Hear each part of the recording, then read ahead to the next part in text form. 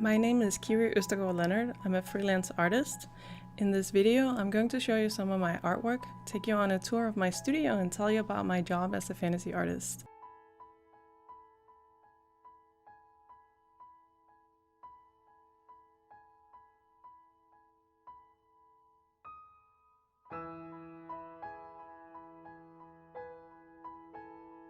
I've been working professionally for about 10 years now, and I'm originally from Denmark. I grew up there, but in 2010 I immigrated to the US to pursue a career in art. I focus on fantasy art and on children's book illustration, and a lot of my inspiration is drawn from folklore and mythology, from nature, from my childhood, and just from the world around me. When it comes to the projects I enjoy the most, I really love book illustration. That's where my passion is at, particularly cover illustration, but also interiors for children's book and fantasy art. I'm currently working on 2 books of my own, which I am both writing and illustrating. One is called Lock the Legend, and the other one is called Montague Mouse.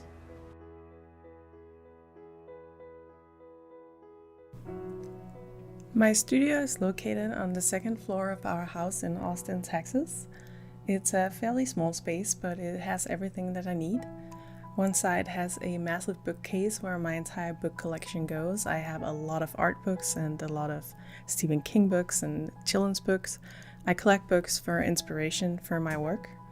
And the other side I have my workstation, and then in the center I have a drafting table which my cats are sitting on currently. I have 3 cats. The calico is named Little Kitty, I have a gray one named Minion, and then his sister, a red one called Moxie.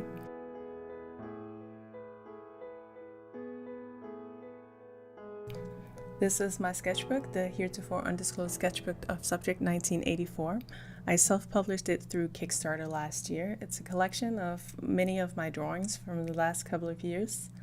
When you're working as a freelance illustrator, it's important to, not just promote yourself, but really kind of diversify what you're doing. So you don't just do client work, you also do projects on your own. I'm a big proponent of hiring yourself when you work as an artist. Just to have stability in your career, it's incredibly important that you're not putting all your eggs in one basket. So don't rely just on client work. You should do personal work too. You should look into licensing your work. You should look into creating, online content for people to enjoy, to build an audience. For instance, like these videos, there are so many ways that you as an artist can reach your audience and build up a community around what you create, and that's just a really wonderful and incredible thing.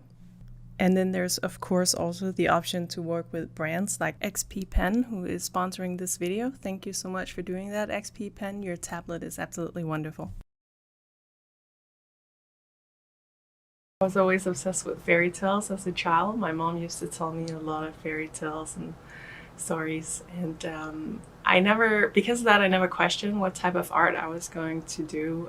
Fantasy art was always one thing I was really passionate about and really interested in. So that was the one I ended up pursuing professionally once I realized that I wanted to have an art career. I always drew a lot as a child, and I absolutely loved it, but I was in my mid-20s before I realized that you could actually make a career as an artist. I had no idea before that.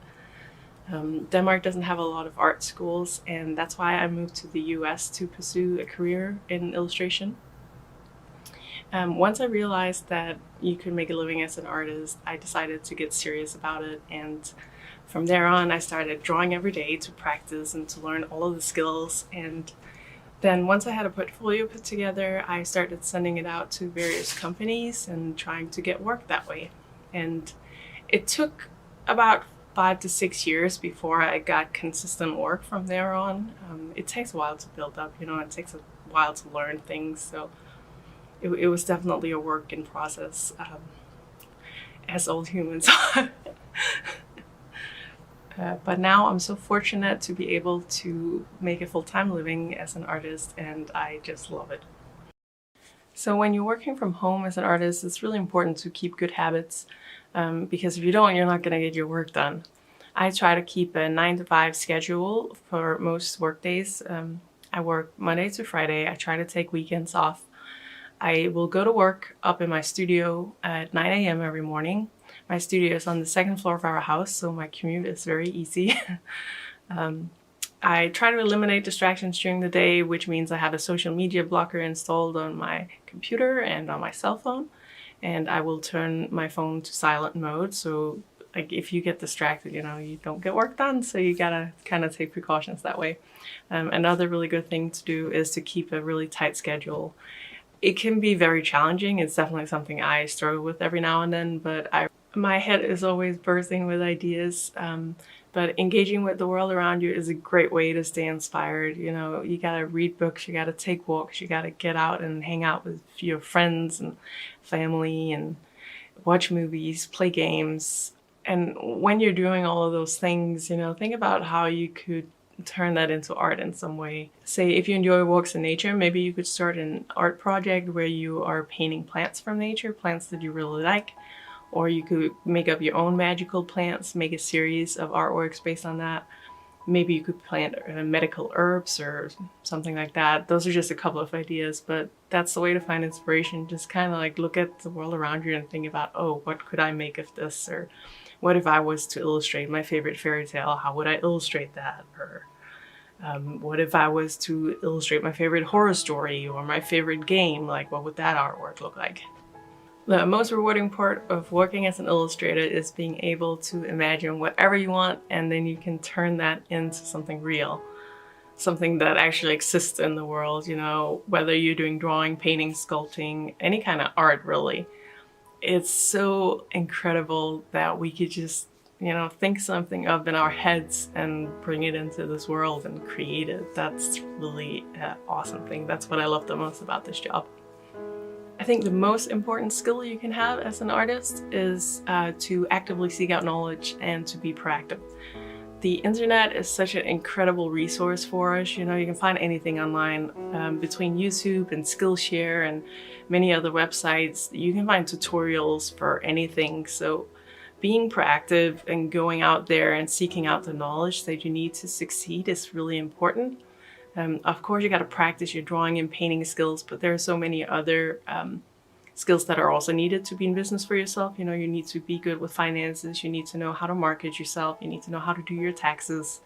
So be proactive and go out there and learn. Thank you so much for watching. I hope you enjoyed this video.